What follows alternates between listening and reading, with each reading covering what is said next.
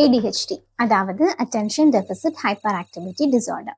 Recent டைம்ஸ்ல நம்ம எல்லாருமே இந்த ஒரு டேர்ம் பத்தி கேட்டிருப்போம். அதுவும் ஃபஹத் ஃபாசிலுக்கு ADHDன்னு சொன்னதுல இருந்து நிறைய பேர் இது கூகுள் பண்ணி பார்த்திருப்போம். ஸோ அதை பத்தின ஒரு பேசிக் அவேர்னஸ், ஒரு பேசிக் ஐடியா இப்போ நிறைய பேருக்கு வந்திருக்கும்னு நான் நம்புறேன். ஸோ ADHD பற்றி டீட்டெயிலாக நம்ம இந்த வீடியோவில் பார்க்க போகிறது இல்லை. ஆனால் ADHDயை ப்ரிவென்ட் பண்ணுறதுக்கு, அதாவது வராமல் தடுக்கிறதுக்கு ஏதாவது வழிமுறைகள் இருக்காங்கிறது தான் இந்த வீடியோவில் பார்க்க போகிறோம். நான் உங்கள் ஹினோஷின் paediatric occupational therapist from Educate Paediatrics. So normally ADHDயால் பாதிக்கப்பட்ட குழந்தைங்க எப்படி இருப்பாங்கன்னா, மற்ற குழந்தைங்க கூட, மற்ற கிட்ஸ், நார்மல் கிட்ஸ் கூட கம்பேர் பண்ணும்போது இவங்க கொஞ்சம் எக்ஸ்ட்ரா ஆக்டிவாக, எக்ஸ்ட்ரா எனர்ஜெட்டிக்காக இருப்பாங்க. அண்ட் அவங்களால ஒரு இடத்துல உட்காந்து ரொம்ப நேரம் ஒரு விஷயத்த கவனிக்க முடியாது. கொஞ்சம் ரெஸ்ட்லெஸ்ஸாக, அப்புறம் ஷிஃப்டிங், இப்போ ஒரு ஆக்டிவிட்டி எடுத்தாங்கன்னா அதை கம்ப்ளீட் பண்ணிவிட்டு நெக்ஸ்ட் ஆக்டிவிட்டிக்கு போகணுங்கிற அந்த பேஷன்ஸ் லெவல் அவங்களுக்கு ரொம்ப கம்மியாக இருக்கும். அண்ட் கிளாஸ் ரூமில் இப்போ 45 மினிட்ஸ் ஒரு குழந்தை ஒரு கிளாஸ் ரூமில் உட்காந்து பாடம் கவனிக்கணும்னா அந்த 45 மினிட்ஸ் ஒரு இடத்த ஃபோக்கஸ் பண்ணி அவங்களால அந்த பாடத்தை கவனிக்க முடியாது. ஸோ அதில் அந்த பிள்ளைங்க கஷ்டப்படுவாங்க. ஸோ இதுதான் ADHDயால் பாதிக்கப்பட்ட ஒரு குழந்தைக்கு இருக்கிற ஒரு பேசிக் பிக்சர். ஸோ இதனால ஒரு குழந்தைக்கு ADHD வரலாங்கிறத இப்போ பார்க்கலாம். ஸோ இதனால தான் ADHD வருது அப்படின்னு சொல்கிற மாதிரி ஒரு நோன் ஸ்பெசிஃபிக் காஸ் இந்த ADHDக்கு கிடையாது. ஆனால் இதனால கூட ADHD வரலான்னு சொல்கிறது மாதிரி ஒரு 5 ஃபேக்டர்ஸ் இருக்குது. அதில் ஃபர்ஸ்ட் ஒன் ஜெனட்டிக் ஃபேக்டர்ஸ். அதாவது நம்ம ஃபேமிலி ஹிஸ்ட்ரியில் யாருக்காவது ADHD இருந்தால் அந்த ஃபேமிலியில் அந்த ஜீன்ஸ் ரன் ஆகி அந்த குழந்தைங்க கிட்ட வரும்போது அந்த குழந்தையும் ADHDயால் பாதிக்கப்படலாம். ஸோ இது வந்துட்டு நம்மளால் ஒரு ப்ரிவென்ட் பண்ண முடியாத ஒரு ஃபேக்டர். அதாவது இப்போ நம்ம கல்யாணம் ஆகும்போது எல்லார்கிட்டையும் போய் ஃபேமிலி அவங்க ஃபுல் ஹிஸ்ட்ரி கேட்டுட்டு யாரும் கல்யாணம் பண்ண போகிறதில்ல.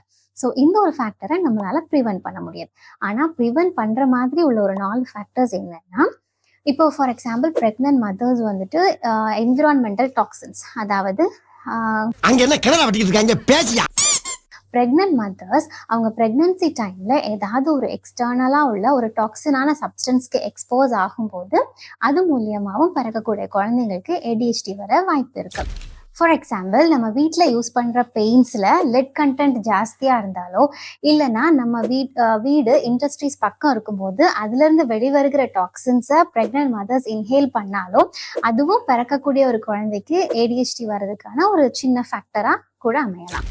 அண்ட் மூணாவது உள்ள ஒரு விஷயம்னா, ப்ரெக்னென்சி டைமில் மதர்ஸ் வந்துட்டு ஸ்மோக் பண்ணாலோ, இல்லைன்னா ட்ரக் இன்டேக் ஏதாவது எடுத்தாலோ, இல்லை ஆல்கஹால் கன்சியூம் பண்ணாலுமே அதுவுமே பிறக்கக்கூடிய குழந்தைக்கு ADHD வர்றதுக்கான ஒரு வாய்ப்பாக அமையலாம்.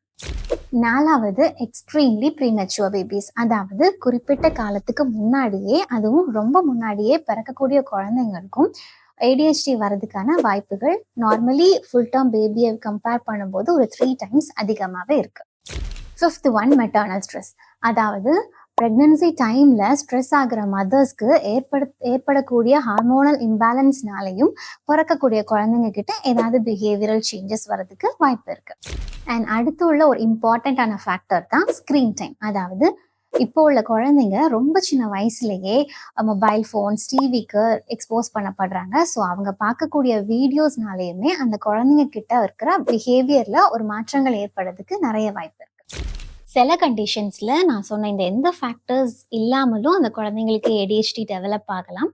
ஆனாலும் இதை பற்றின ஒரு புரிதல் இருக்கும்போது நான் முன்னாடி சொன்ன விஷயங்கள்னால அந்த குழந்தைங்களுக்கு ADHD வராமல் நம்மளால தடுக்க முடியும். ஸோ அந்த ஒரு புரிதலுக்காக தான் இந்த video.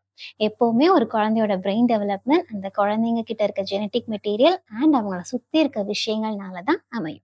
So let's create a better future for the next generation. இந்த வீடியோவை மறக்காம எல்லா ப்ரெக்னென்ட் மதர்ஸ்க்கும் ஷேர் பண்ணுங்க அண்ட் அவங்களையும் எஜுகேட் பண்ணுங்க. Thank you.